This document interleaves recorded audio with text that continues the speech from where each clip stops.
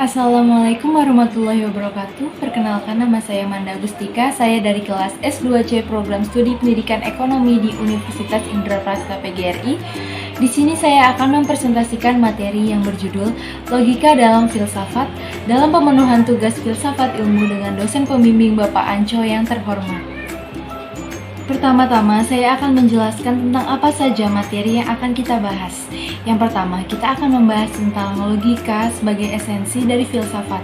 Yang kedua, saya akan menjabarkan tentang apa saja sih manfaat logika dalam pengembangan ilmu. Kemudian yang ketiga, saya akan menyebutkan apa saja macam-macam logika yang dapat kita ketahui.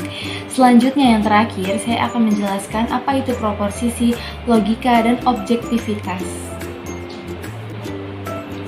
Pada materi pertama, kita akan membahas tentang logika sebagai esensi dari filsafat. Sebelumnya, kita harus dapat mengetahui apa sih logika itu. Logika adalah sebuah istilah yang berhubungan dengan pikiran manusia. Logika mempelajari kebolehan manusia untuk berpikir secara sejajar, teratur, dan tepat. Dalam hal ini, logika bisa dikatakan sebagai jalan pikiran manusia yang masuk akal atau logis. Logika juga seringkali dikaitkan dengan cara berpikir yang objektif, tegas, serta jauh dari emosi. Logika merupakan inti atau hal yang menjadi pokok dalam berfilsafat. Jadi, sebagai esensi dari filsafat, kita perlu menggunakan logika atau nalar untuk memecahkan sebuah masalah. Logika akan mengantarkan manusia dalam berpikir filsafat yang lurus dan tepat.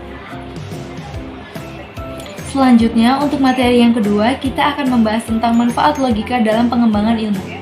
Yang pertama adalah logika menyatakan, menjelaskan, dan mempergunakan prinsip-prinsip abstrak yang dapat dipakai dalam semua lapangan ilmu pengetahuan, bahkan di dalam kehidupan.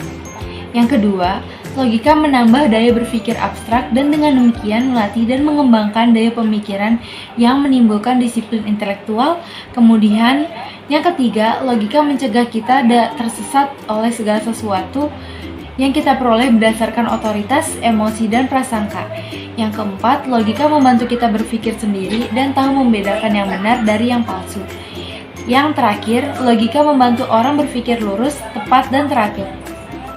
Untuk slide selanjutnya, kita akan membahas tentang macam-macam logika.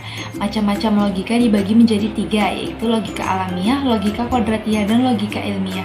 Yang pertama adalah logika alamiah, yaitu kinerja akal budi manusia yang berpikir secara tepat dan lurus sebelum dipengaruhi oleh keinginan dan kecenderungan subjektif.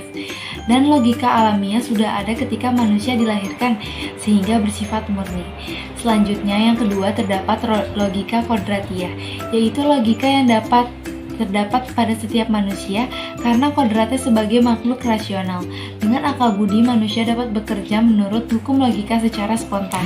Yang ketiga adalah logika ilmiah, yaitu logika yang dapat menyempurnakan akal budi seseorang agar dapat bekerja secara lebih tepat.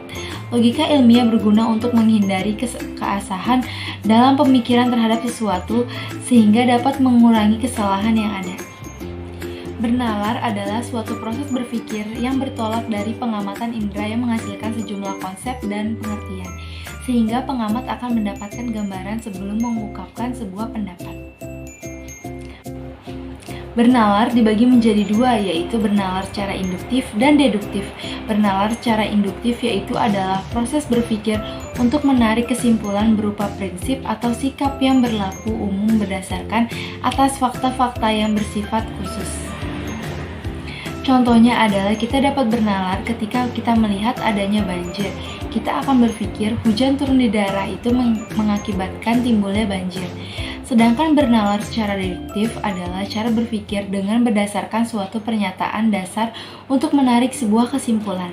Contohnya adalah ketika kita mendapatkan suatu pernyataan bahwa manusia itu fana atau pasti akan mati dan kita adalah manusia.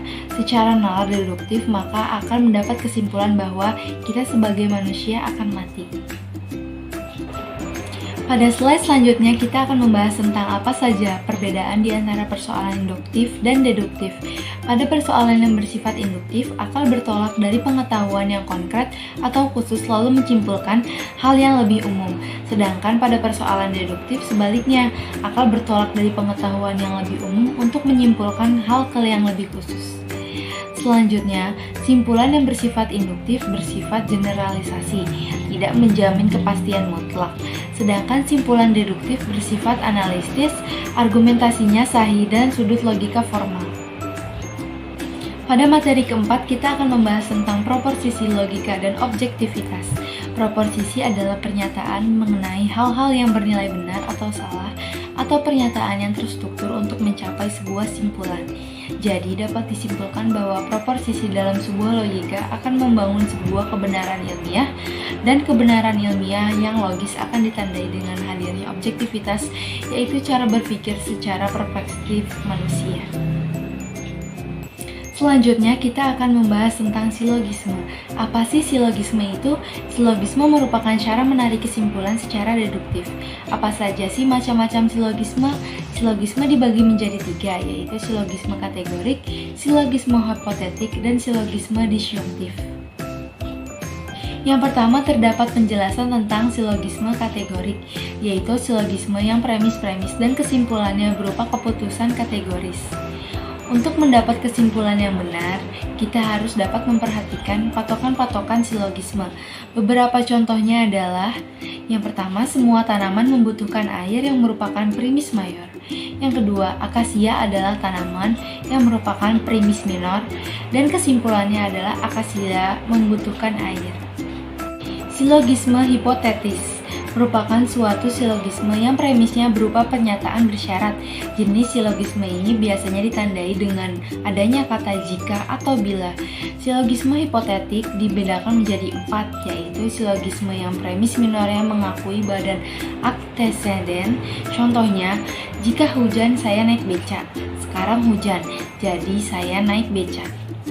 Yang kedua, silogisme hipotetik yang premis minornya mengakui bagian konsekuensinya.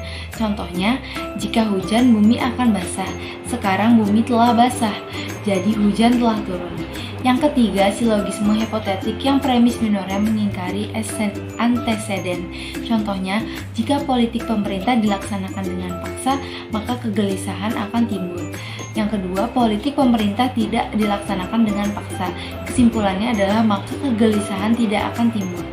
Dan yang keempat, silogisme hipotetik yang premis minornya mengingkari bagian konsekuennya. Contohnya, bila mahasiswa turun ke jalan, pihak penguasa akan gelisah. Pihak penguasa tidak gelisah. Kesimpulannya, jadi mahasiswa tidak turun ke jalanan. Selanjutnya adalah silogisme disjungtif, merupakan silogisme di mana premis mayornya terdiri dari keputusan disjungtif. Keputusan disjungtif mengandung 2 atau lebih pilihan kemungkinan. Contohnya, Hasan berada di rumah atau di pasar. Ternyata Hasan tidak ada di rumah. Kesimpulannya, jadi Hasan ada di pasar. Sekian presentasi dari saya mengenai logika dalam filsafat. Semoga apa yang saya sampaikan dapat bermanfaat bagi kalian semua. Mohon maaf jika ada kesalahan kata atau pengucapan yang saya lakukan. Saya akhiri presentasi ini. Wabillahi wa taufiq wal hidayah. Wassalamualaikum warahmatullahi wabarakatuh.